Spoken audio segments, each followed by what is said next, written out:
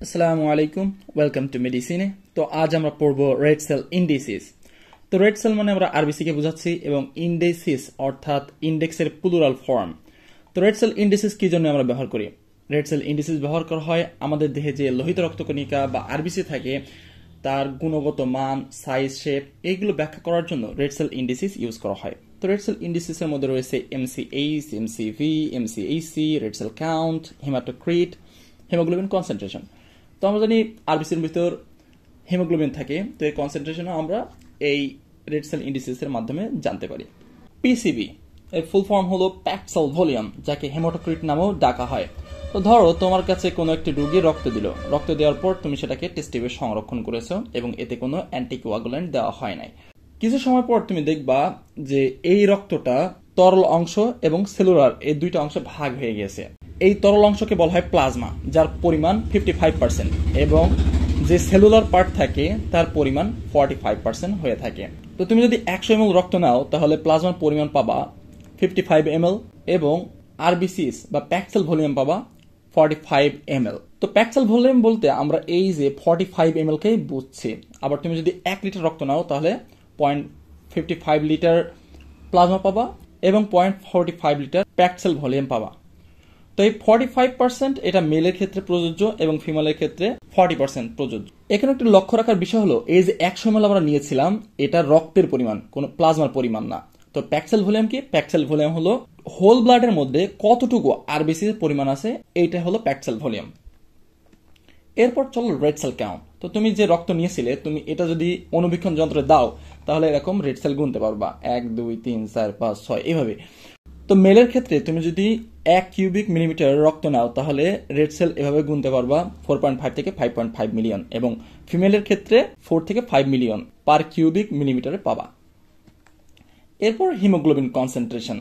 Haemoglobin concentration বলতে বোঝায় আমাদের যে আরবিসি ছিল এই আরবিসির ভিতরে হিমোগ্লোবিন আছে, এই প্রত্যেকটা আরবিসি থেকে তুমি হিমোগ্লোবিন গুলো বের করবা। বের করার পর তুমি যদি 1 ডেসিলিটার রক্ত নাও এবং তুমি যদি এভাবে হিমোগ্লোবিনের পরিমাণ নির্ণয় করো তাহলে মেলের ক্ষেত্রে 14 থেকে 18 গ্রাম হিমোগ্লোবিন পাওয়া যাবে এবং ফিমেলের ক্ষেত্রে 1 ডেসিলিটার রক্ত থেকে 12 থেকে 15.5 গ্রাম হিমোগ্লোবিন পাওয়া যায়।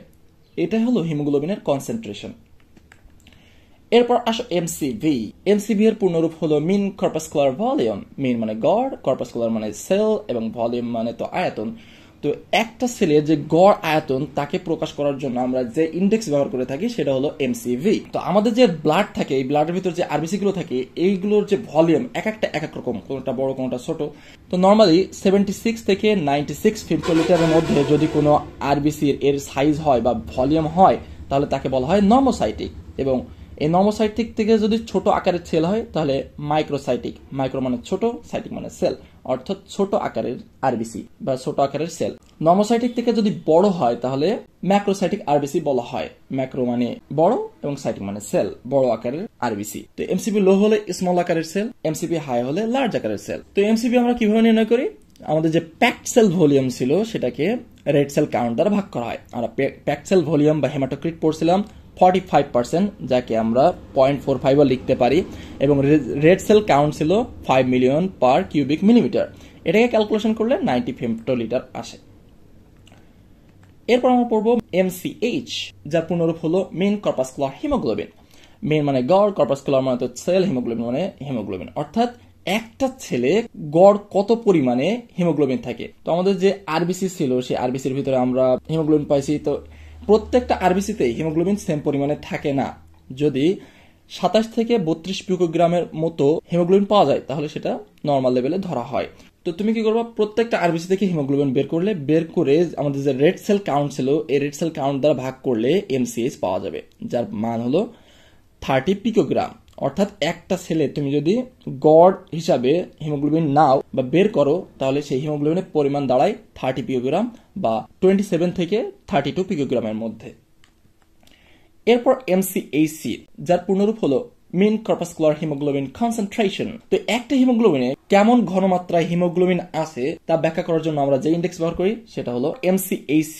যদি প্রতি ডেসিলিটারে 31 থেকে 35 গ্রাম এর মতো হিমোগ্লোবিন পাওয়া যায় তাহলে সেটা হলো নর্মোসাইটিক, এবং নর্মোক্রমিকের চেয়ে যদি কম পরিমাণে হিমোগ্লোবিন পাওয়া যায় তাহলে হাইপোক্রোমিক আরবিসি। হাইপো মানে কম, ক্রোমিক মানে হিমোগ্লোবিন যেহেতু একটি রঞ্জক পদার্থ তো সেটাকে ব্যাখ্যা করার জন্য কম রঙের আরবিসি।